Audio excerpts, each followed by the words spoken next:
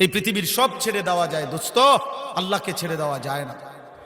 আল্লাহকে ছেড়ে দেওয়া ঠিক না বাপ, বাপ ঠিক না।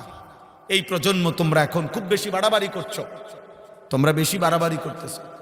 এই বর্তমান জেনারেশন, তোমরা যারা কিশোর যুবক, 14 বছর, 16 বছর, 18 বছর, 20 বছর, 22, 25, 24 বছর, তোমরা অতিরিক্ত বাড়াবাড়ি করতেছো বাপ। তোমাদের এই সীমাহীন অহংকার, তোমাদের এই অধ্যত্ব, তোমাদের এই গুনায় ভরা 24 ঘন্টার জিন্দিগি, তোমাদের উপরে খোদার কসম দুনিয়াতেই বড় সড়ো আযাব নিয়ে আসবে।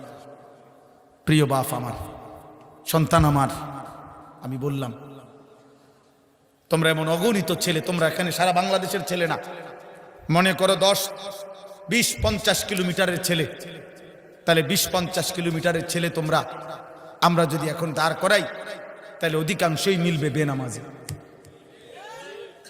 সারাদিনে এক ওয়াক্ত নামাজ পড়ো নাই, 365 দিনে, খোদার এক বছরে কোনোদিন ফজরের নামাজ পড়লা না। আমার প্রিয় সন্তান, মুসলমান এত নিকৃষ্ট হয়? তুমি মুসলমানের বাচ্চা,